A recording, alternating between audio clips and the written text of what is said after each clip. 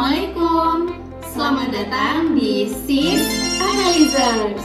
Nah, dalam perkembangan bisnis yang serba cepat saat ini, tentunya sistem information development menjadi hal yang sangat penting. Sistem informasi yang efektif tentunya dapat membantu organisasi dalam mempermudah operasi mereka, meningkatkan komunikasi dan competitive advantage di pasar. Kalian pasti sering banget kan menggunakan teknologi, mulai dari gadget, laptop, hingga aplikasi-aplikasi yang ada di smartphone kalian. Nah, inilah kenapa Information System Development sangat penting untuk dipelajari. So, tonton terus video ini sampai habis untuk dapetin insight baru tentang Information System Development. Kenapa Information System Development itu penting? Sebenarnya, proses ini sering digunakan oleh sebuah organisasi atau perusahaan. Tujuannya untuk menciptakan sistem informasi yang efektif, efisien, dan reliable, guna meningkatkan produktivitas dan kinerja organisasi. Contohnya, kalau kamu kerja di suatu perusahaan, pasti kamu akan butuh sistem informasi untuk mengelola data karyawan, penggajian, dan banyak lagi. Dengan Information System Development, sistem informasi di perusahaan kamu bisa ditingkatkan dan dioptimalkan. Pengembangan sistem informasi yang baik dapat membantu perusahaan mengurangi kesalahan dalam pengelolaan data dan menghemat biaya.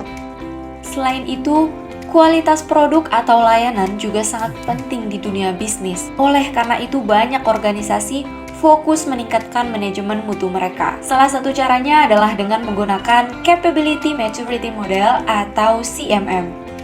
Dalam menggunakan CMM, terdapat 5 level yang harus dilalui. Yang pertama, initial, kedua, repeatable, ketiga, define, keempat, manage, dan level yang tertinggi adalah optimized, di mana perusahaan sudah memiliki kemampuan untuk terus beradaptasi dengan perubahan dan terus melakukan inovasi.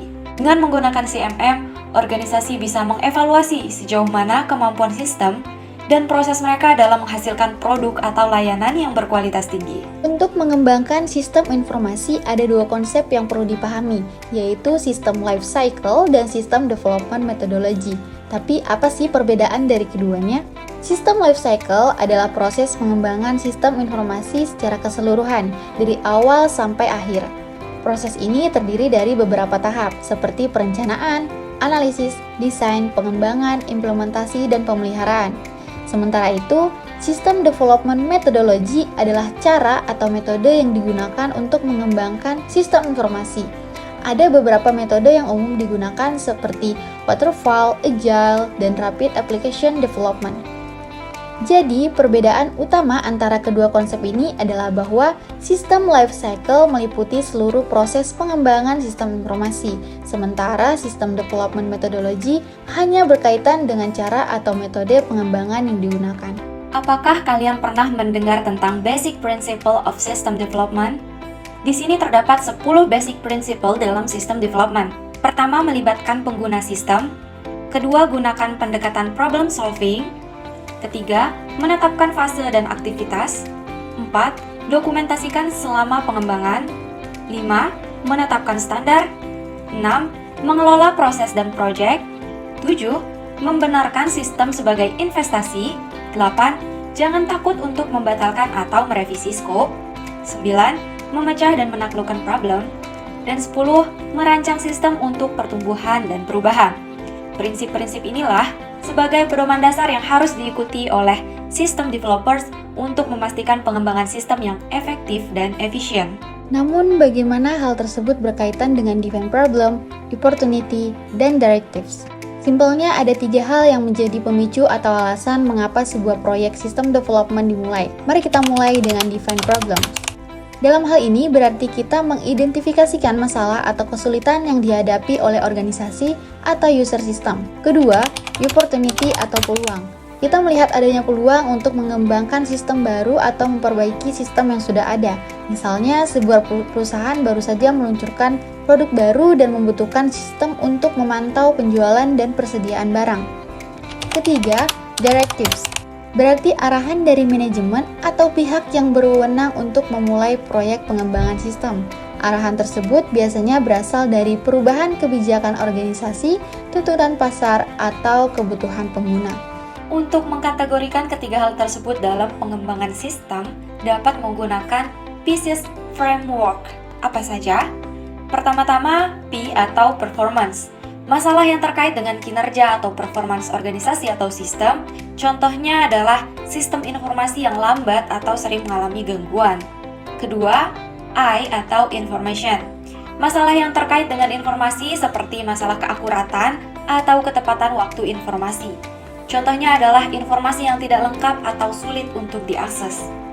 Ketiga, E atau economic. Masalah yang terkait dengan aspek ekonomi seperti biaya yang tinggi atau ketidakmampuan untuk memperoleh keuntungan. Keempat, C atau kontrol. Masalah yang terkait dengan kontrol atau pengendalian sistem seperti masalah keamanan atau privasi. Kelima, I atau efisiensi. Masalah yang terkait dengan efisiensi atau penggunaan sumber daya seperti membuang waktu atau energi yang berlebihan. Terakhir, S atau service.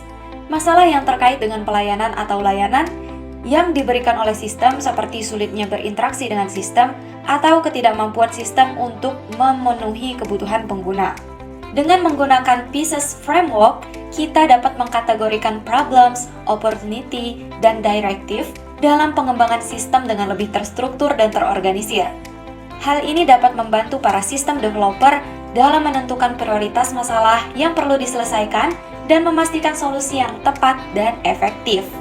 Mari kita ilustrasikan siklus pengembangan sistem informasi. Adalah serangkaian langkah yang dilakukan untuk mengembangkan sistem informasi yang efektif dan efisien. Berikut adalah tahapan siklus pengembangan sistem informasi secara umum. Yang pertama adalah perencanaan. Pada tahap ini, dilakukan identifikasi kebutuhan pengguna dan sumber daya yang diperlukan untuk mengembangkan sistem informasi. Yang kedua adalah analisis. Pada tahap ini dilakukan analisis kebutuhan sistem informasi, termasuk analisis bisnis, analisis pengguna, dan analisis sistem. Yang ketiga adalah desain. Tahap ini meliputi perencanaan arsitektur sistem, desain database, desain antarmuka pengguna, desain program aplikasi, dan desain infrastruktur teknologi informasi. Yang keempat adalah implementasi, dan yang terakhir adalah pemeliharaan. Tahap ini meliputi kegiatan pemeliharaan sistem informasi untuk memastikan sistem informasi tetap berfungsi secara optimal dan melakukan perbaikan atau peningkatan jika diperlukan. Nah, gimana sih analyzers? Ternyata pengembangan sistem adalah proses yang kompleks. Jadi, kesimpulannya, pengembangan sistem informasi atau Information System Development merupakan suatu hal yang sangat penting dalam dunia teknologi informasi dan tentunya membutuhkan perencanaan dan pengelolaan yang baik agar dapat menciptakan sistem ataupun memperbaiki sistem yang telah ada secara efektif dan efisien. Pemilihan metodologi yang tepat juga menjadi faktor penting dalam keberhasilan pengembangan sistem informasi. Oke, sampai sini. Semoga kalian makin tertarik ya untuk terus mempelajari Information System Development. See you!